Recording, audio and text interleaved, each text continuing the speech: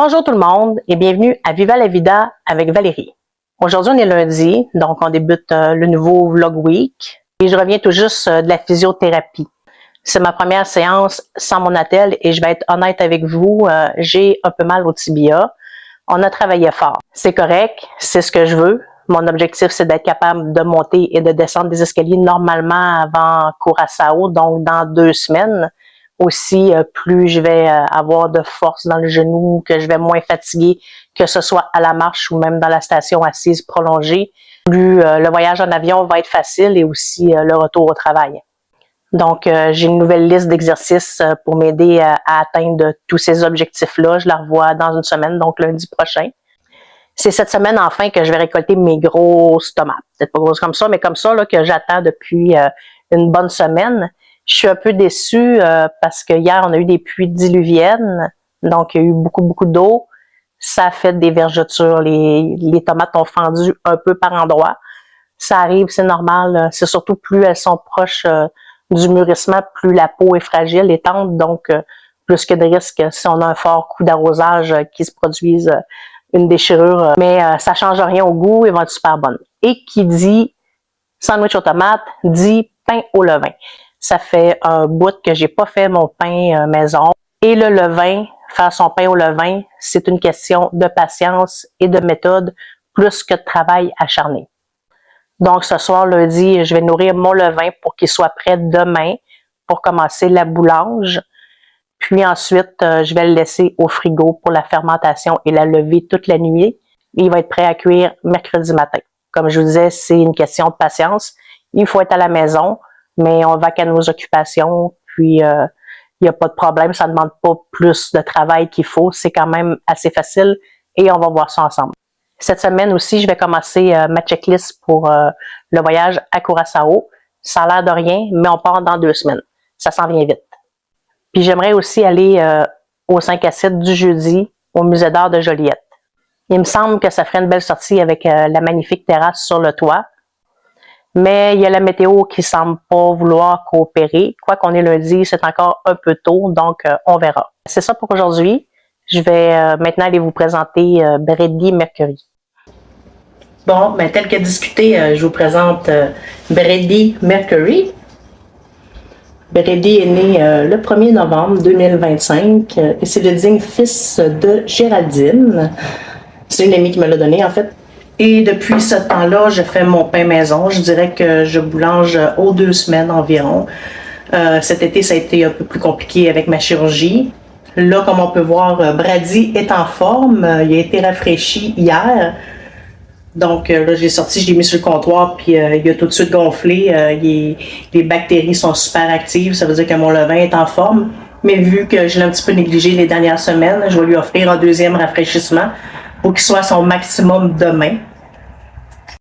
Donc, c'est tout simple. Pour entretenir un levain, on a besoin de levain, de farine et d'eau.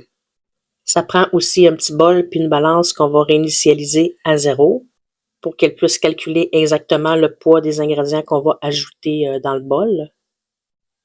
Ensuite, on va ajouter 50 g de levain dans le bol. Pour l'excédent, il y a moyen de le conserver puis de faire des recettes. Je l'ai déjà fait. Aujourd'hui, je vais pas conserver l'excédent parce que je pars en voyage et tout. J'aurai pas le temps de faire des recettes là, avec mon excédent de levain. Mais sachez qu'on n'est pas obligé de le gaspiller. On peut aussi le donner. Ensuite, on ajoute 100 g d'eau et aussi 100 g de farine. Pour l'eau, c'est préférable d'utiliser une eau qui a été bouillie au préalable ou qui est filtrée. En fait, on évite l'eau qui a été fortement chlorée et aussi on peut la laisser reposer pour qu'elle soit à température pièce, ce que je fais habituellement 12 heures à 24 heures avant pour que l'eau soit prête. Pour Brady, j'utilise une farine à pain intégrale. On évite les farines raffinées, les farines blanchies.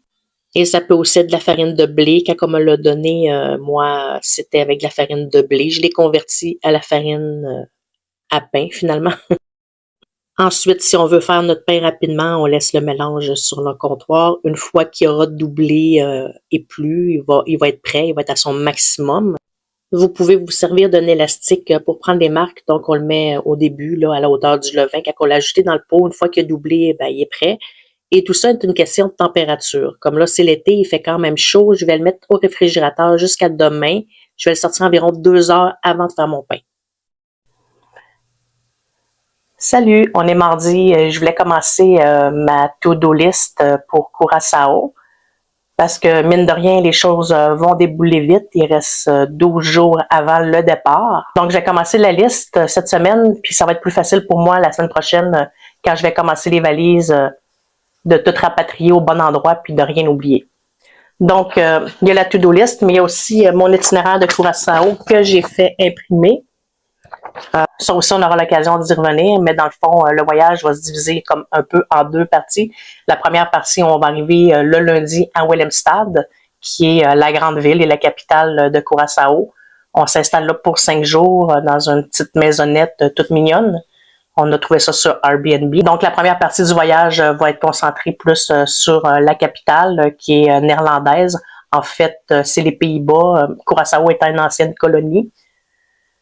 Et il y a plusieurs choses à visiter à Willemstad, dont il y a des plages évidemment à proximité. On va en profiter. On va déjà commencer à faire du snorkeling.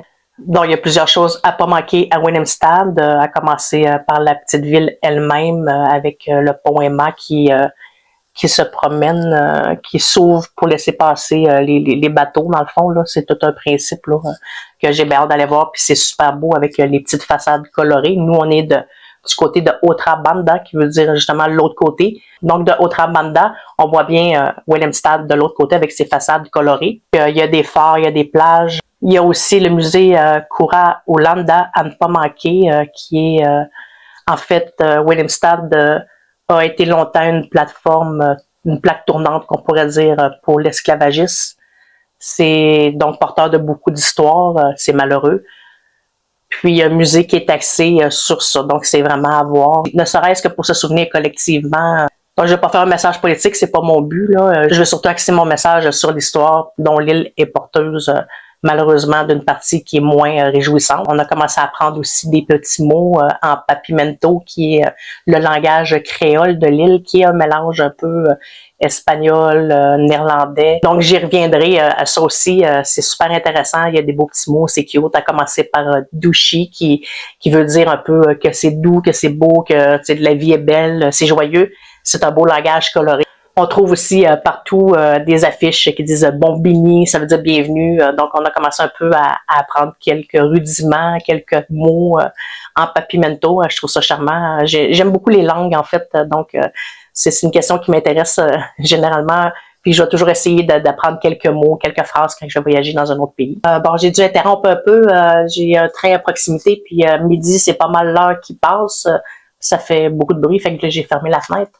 Mais pour revenir à Curaçao, la première partie, Willemstad, 5 nuits. Pour la deuxième partie du voyage, on a loué un Airbnb à Playa Laguna, qui est plus dans l'ouest de l'île, qui se trouve être la partie un peu plus sauvage. Il y a des salines, on peut observer des flamants roses.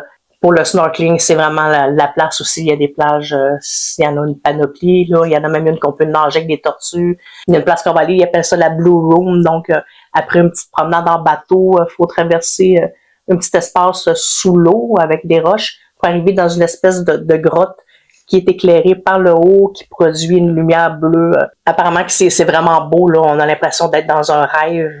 Donc, j'ai hâte de voir tout ça. Il y a la partie aussi des bocas qui se trouve être des geysers, de l'eau s'enfonce en dessous des rochers. La partie de l'ouest de l'île, il y a beaucoup, beaucoup plus de vagues. C'est assez sauvage. Donc, l'eau s'engouffre sous les rochers volcaniques puis va sortir par des bouches pour produire des genres de geysers. Il y a vraiment beaucoup de choses à voir à Curaçao. Fait que j'ai hâte de partir. Puis là, on va se concentrer sur ma petite to-do list. Donc, des choses à ne pas oublier puis qui me viennent à l'esprit assez rapidement, je pourrais dire qu'il y a le selfie stick. Je l'ai nommé tantôt, c'est pour ça que ça m'a resté dans la tête. Les power packs. On a une petite caméra on s'est procurée aussi pour faire le snorkeling. Fait que je vais écrire Akaso. C'est un peu comme une GoPro, mais moins dispendieuse, là.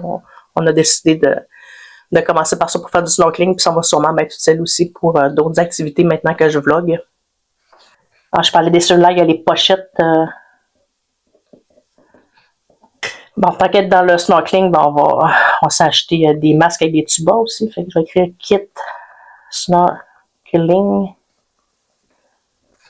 Des kits de snorkeling. On a des chaussons aussi pour mettre dans les palmes. Les palmes que je sais pas si je vais être en mesure de les mettre. Ben, en fait, les mettre oui, mais de nager avec, parce que ça, on regarde le mouvement un peu. Ça fait quand même une bonne pression sur le tendon rotulien où j'ai eu ma chirurgie. Je suis même pas encore apte à monter puis descendre des escaliers normalement. Ce que j'espère qu'il va être fait avant qu'on arrive à Curaçao. Mais pour ce qui est de nager avec des palmes, je suis pas certaine que je vais être capable. Mais c'est pas vraiment grave parce que tout est accessible à partir de la plage en général pour la majeure partie des lieux de snorkeling. Apparemment qu'il y a des moustiques là-bas quand même, fait qu'on va amener du chasse-moustique. En septembre, apparemment que c'est moins pire, c'est très chaud, mais il y a peu de vent aussi, donc c'est possible qu'il y en ait quand même. Et pour la crème solaire, ça prend une crème solaire particulière qui est, dans le fond, c'est une crème solaire qui ne contient pas un certain produit qui va nuire au coraux. Donc, on s'est procuré ces crèmes-là spéciales. Donc, chasse moustique. Crème solaire.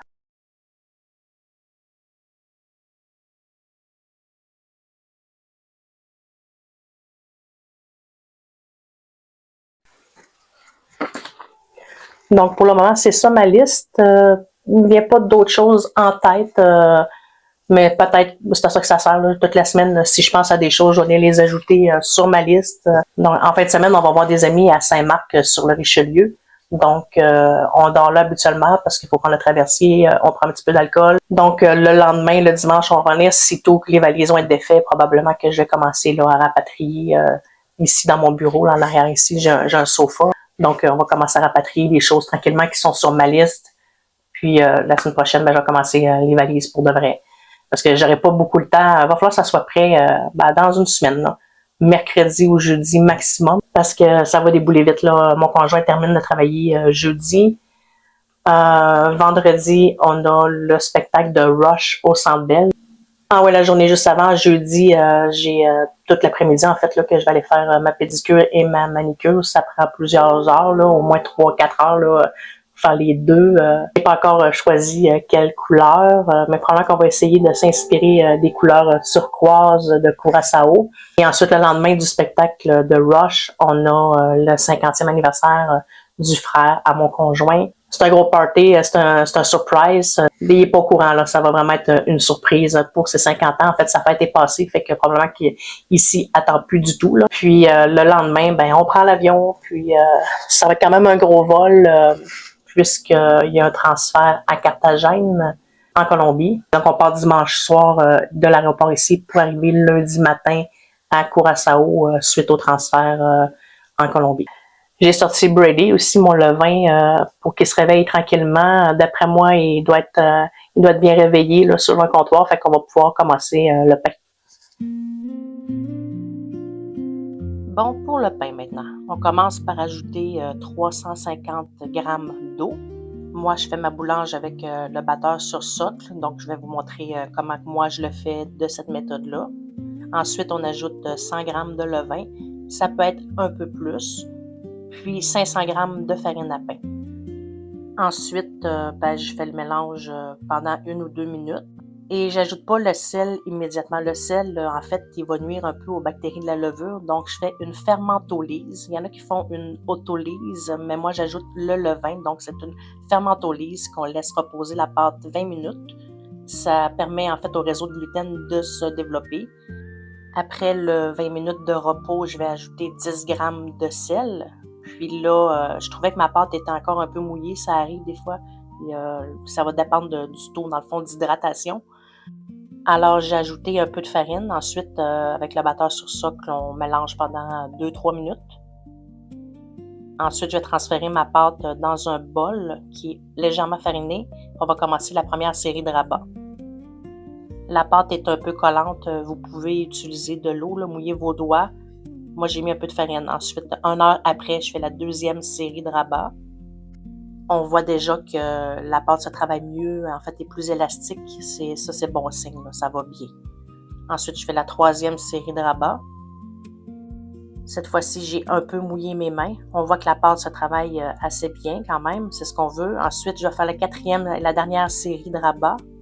Ensuite, je vais mettre ma tasse dans un récipient en verre que je vais légèrement huiler et on va laisser la pâte lever quelques heures. Je ne sais pas si vous vous souvenez, il y a quelques semaines, j'avais fait un haul bibliothèque et ce livre que j'avais emprunté de Geneviève Everel, il y a tellement des belles recettes dedans que j'ai décidé de me le procurer sur Amazon usagé, donc je l'ai payé un petit peu moins cher, ce qui va être un bon investissement parce que j'ai l'intention de faire plusieurs recettes dans le livre.